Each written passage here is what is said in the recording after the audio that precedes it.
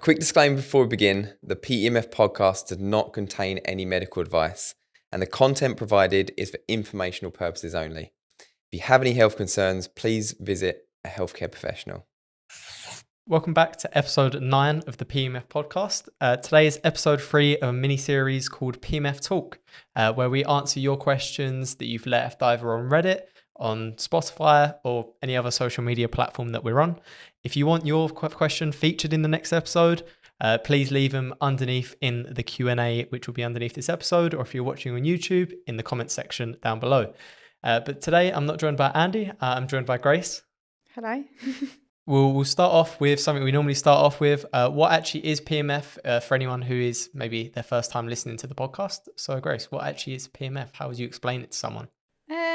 PEMFs basically replicate the Earth's natural magnetic field. PEMF stands for pulsed electromagnetic field. And it basically gives your body more of it sort of through a full body system or a localized device.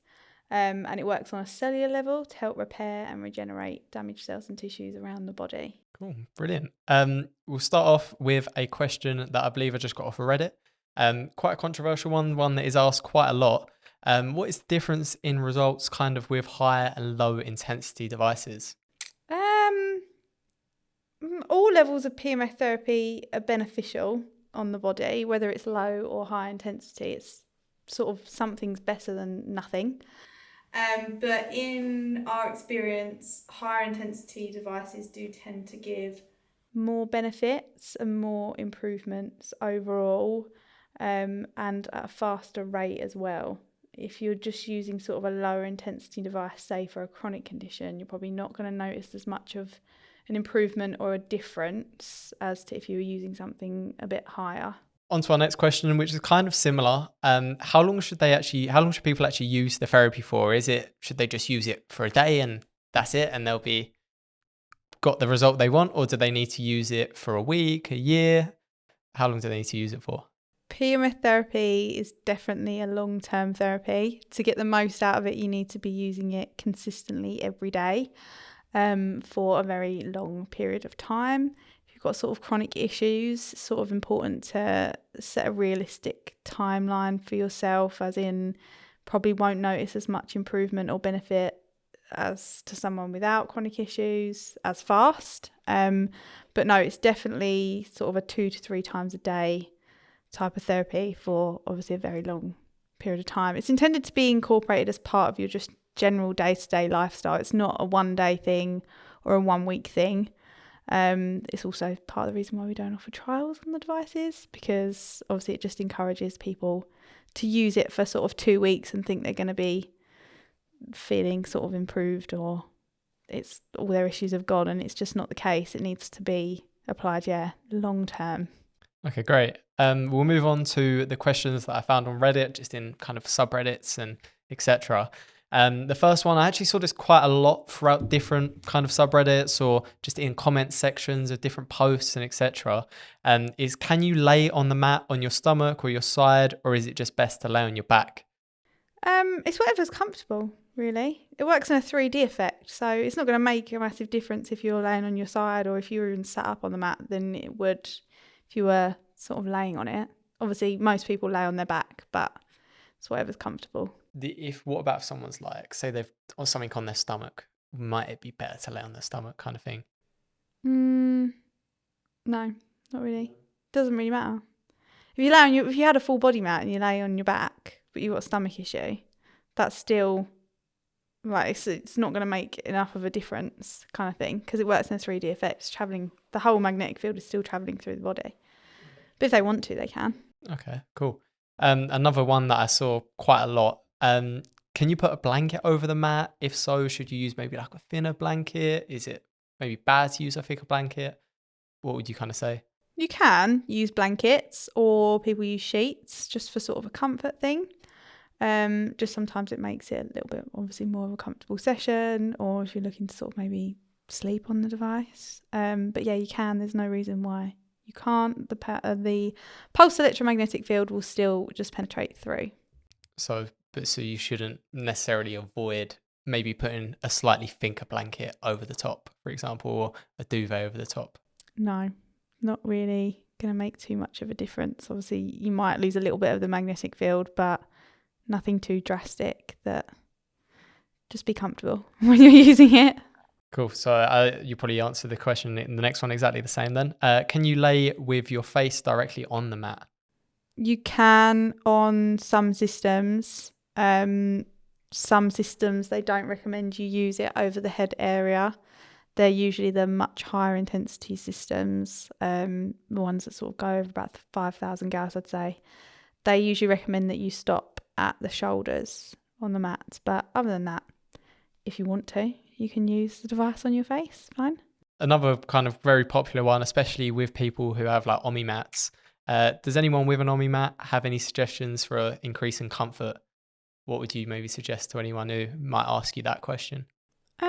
You can use pillows, like I say, you can use blankets, things like that to make it a little bit more comfortable. What you want to just avoid doing is displacing the coils in the mat. So the manufacturers will recommend obviously hard surface that you lay it on, but as long as you're being careful with it and you're not sort of bending it in a bad position or sort of in like an S shape or something, or in half, usually, yeah, it's fine wherever you want to put it. You can put it on the sofa or something like that if it's a bit more comfortable that way.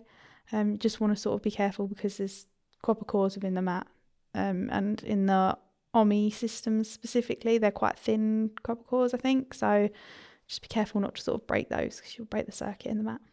Okay, great. So now we're going on to questions from people who have actually commented on our Reddit post, which, as I said, if you just Google the PEMF podcast, or if you search the PEMF podcast on Reddit, we should come up. Or if you just go into the subreddit PEMF, you should hopefully see one of our questions, or one of our posts kind of asking for questions.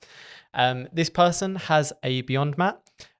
It was square, sine, and sawtooth waveforms. What are the benefits of using one waveform over another? We'll just start with that one. Is there kind of any benefits with using one waveform over the other? Not really that we've seen any sort of difference in. It doesn't really matter too much. It doesn't make too much of a difference to your session. There's nothing to say that sort of this one device is this one waveform and that's better than this other waveform in this device. Nothing that we've came across that's significant enough anyway to suggest that. Yeah, really, it's not the most important part, in my personal opinion anyway, of a system. It doesn't make too much of a difference whatever waveform you're on.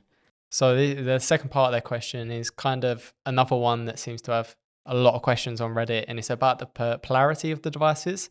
I also see you can toggle the reverse polarity on the presets. What does turning it on do?